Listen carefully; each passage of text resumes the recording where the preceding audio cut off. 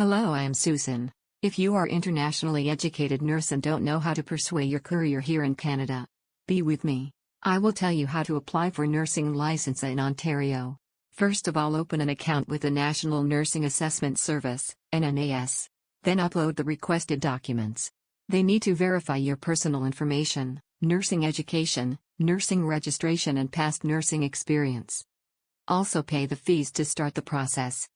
Once documents received, NNAS prepares a report and send to CNO. Then, CNO will determining whether you meet the nursing education requirement or not. As per NAS report, CNO will send you further request to initiate your application process. This whole process takes 3 to 18 months total.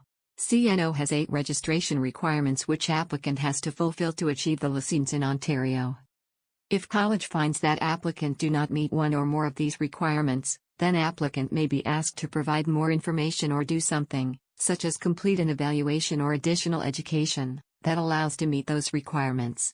If you want to know full process step by step with application fees, please watch my next video.